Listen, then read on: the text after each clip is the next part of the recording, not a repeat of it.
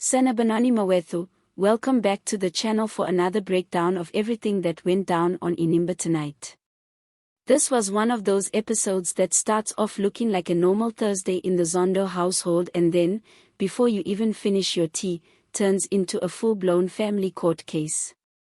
Betrayal, pregnancy drama, an unexpected graduation flashback, and a question that's been sitting heavy on everyone's mind since the promo dropped: can Portia actually fix this mess, or is she about to become collateral damage in a war she didn't start?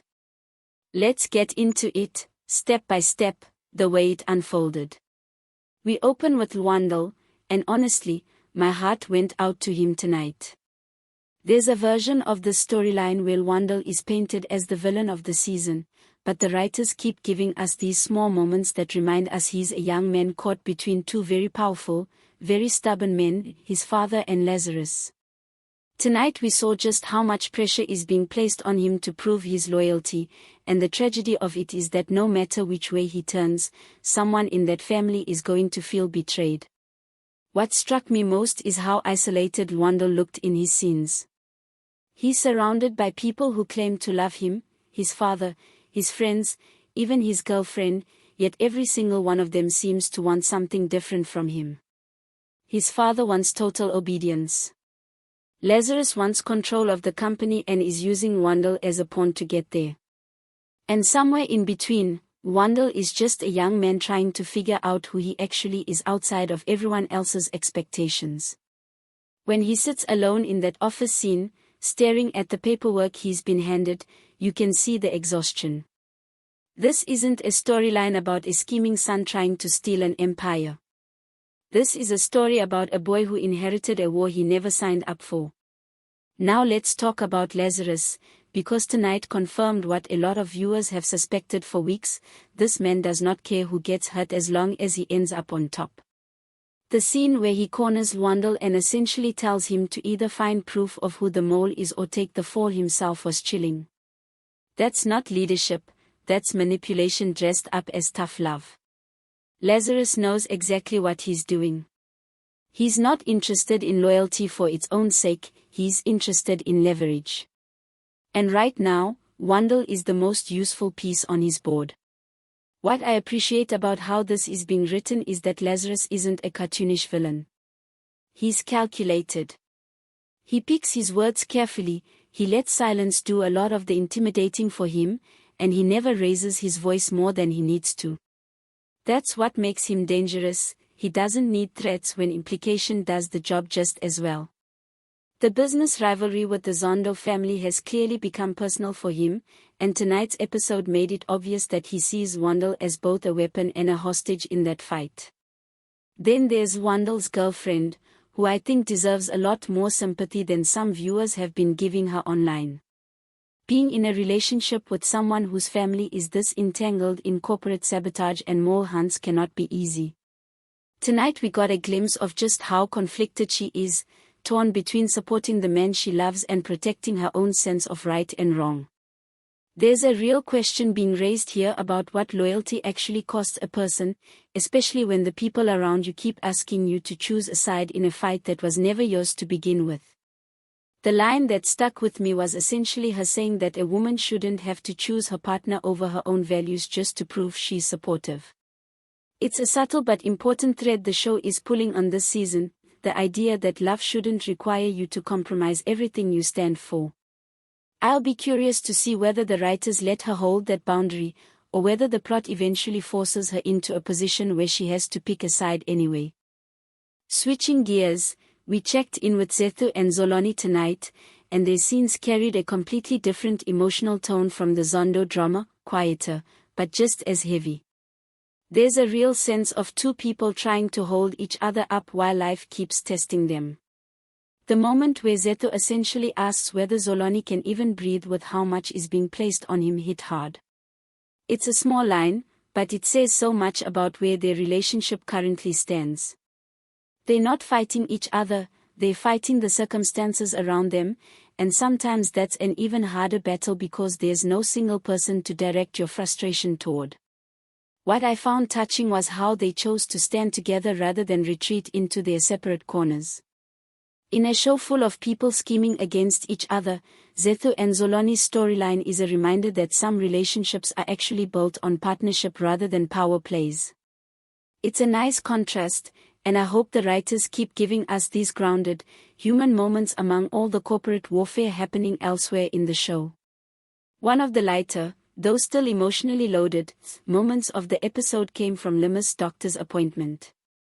The scene where the doctor asks whether they want to find out the baby's gender, and Limas hesitates, was written with a lot of care. There's something universally relatable about that pause, that split second where you're not sure if you're ready for information that will make everything feel more real. Limas' response, essentially saying, "Not yet, let's wait," sparked a sweet back and forth about patience and readiness. It's clear this pregnancy storyline is being used to slow the pace down a little, giving the audience breathing room between the heavier corporate and family betrayal plots. I don't think anyone in the audience actually expects the reveal to happen on schedule. The soap operas love to stretch this kind of anticipation out for as long as possible, but the sincerity in the scene was well played. It reminded me that behind all the scheming families and boardroom betrayals, this is still fundamentally a story about people trying to build a life and a family in the middle of chaos. This is the part of the episode that really got me, Mawethu. The storyline around Tamika's mental health and her ongoing grief has been handled with more nuance than I expected going into the season. Tonight, as the family prepared for a graduation celebration, we saw Tamika begin speaking to a photograph as though her late son was still there, ready to walk across that stage and collect his own degree. It's a gut punch of a scene, made even harder by the fact that everyone around her can see it happening and nobody quite knows how to intervene without making things worse. Hlathi's reaction was particularly interesting. Instead of the usual soap opera move of dismissing a family member's pain or getting frustrated with them, Zethu actually starts to feel sorry for Tamika and begins to understand the depth of what she's carrying. That shift in perspective is important, because for a while it looked like Zethu was going to be positioned as the one pushing hardest against Tamika's coping mechanisms. Instead, we're getting a more compassionate arc where the family starts to recognize that grief doesn't move in a straight line, and that healing isn't the same as forgetting. The tension in the household about whether to even hold the graduation party at all captures something very real about grief in families, the fear that celebrating anything, even something unrelated, might reopen a wound that hasn't fully closed. Some family members want to move forward. Others aren't ready. And Tamika is caught in the middle, insisting she's strong enough to attend while clearly still processing loss in her own private way. It's heavy material, but I think the show is handling it with more sensitivity than a lot of similar storylines we've seen on other soaps. Layered on top of all of this is the ongoing tension around the Umgidi, the traditional ceremony that's been looming over this family for weeks now. Hlathi's outburst about being the man of the house, and what that title is supposed to mean for how decisions get made, brought a lot of old-fashioned family politics to the surface. It's a conversation a lot of viewers will recognize from their own families, who gets the final say, whose voice carries more weight in tradition versus in the modern household, and how much of that old structure still applies when everyone involved has their own opinions and their own pain to manage. This is where the show does something clever.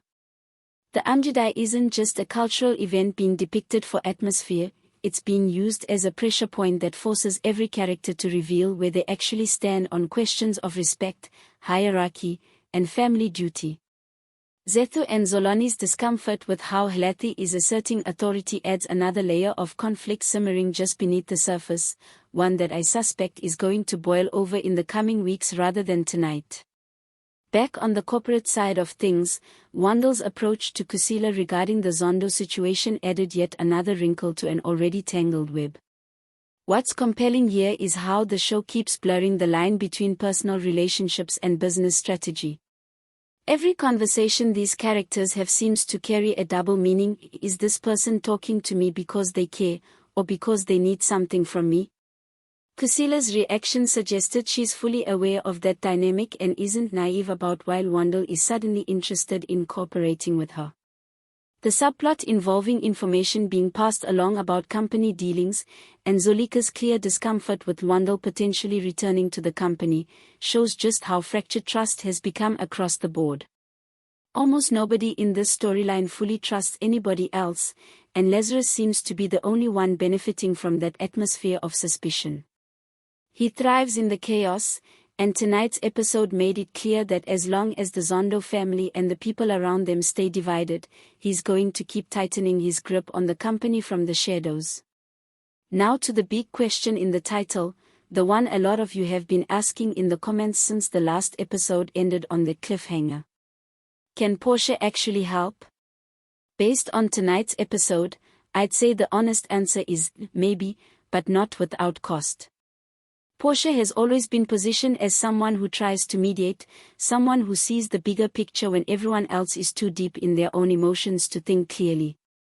But mediating in a situation this tangled, where loyalty, grief, business rivalry, and family tradition are all colliding at once, is going to require her to make some very difficult choices about who she protects and who she has to disappoint.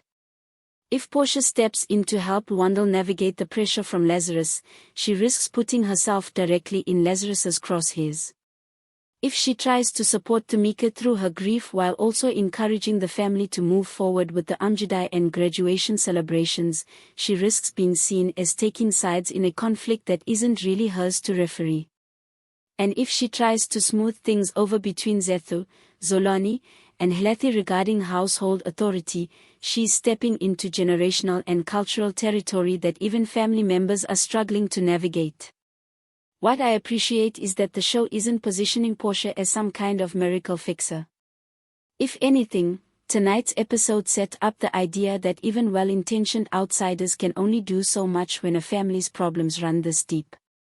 Real change is going to have to come from within, from Wandle deciding for himself what kind of man he wants to be, from Tamika finding her own path through grief at her own pace, and from the wider family figuring out how to balance old traditions with new realities. Portia might be able to offer guidance, a listening ear, or a bit of perspective, but she can't carry this family across the finish line by herself. Overall, tonight's episode did a great job of juggling multiple emotional registers without any single storyline feeling shortchanged. The corporate betrayal plot with Lazarus and Wandle kept the tension high, the quieter moments with Zethu and Zolani gave the episode some emotional grounding, Lima's pregnancy storyline added a touch of warmth, and Tamika's ongoing grief arc continues to be one of the most sensitively written parts of the entire season. Layer the Umgidi preparations and the looming question of Portia's role on top of all that, and you've got an episode that leaves almost every storyline simmering, ready to boil over in the weeks ahead. My biggest takeaway is that this show continues to be at its best when it lets its characters sit in uncomfortable, complicated emotional spaces instead of rushing to resolve them. Nobody in this episode got an easy answer. Wandle didn't get clarity on who to trust. Tamika didn't get closure. The family didn't get consensus on the Umgidi. And we, the audience, didn't get a clean answer on whether Portia can actually help. That's exactly what keeps a soap opera like this compelling, the sense that real resolution is still a long way off, and that every character still has hard choices ahead of them. That's my full breakdown for tonight's episode, Mawethu. Drop your thoughts in the comments. Do you think Portia should get involved in the Zondo family's business, or is she better off staying out of it? And what do you think is really going on between Wandle and Kusila?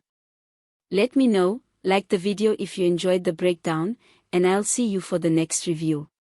Sola Kale.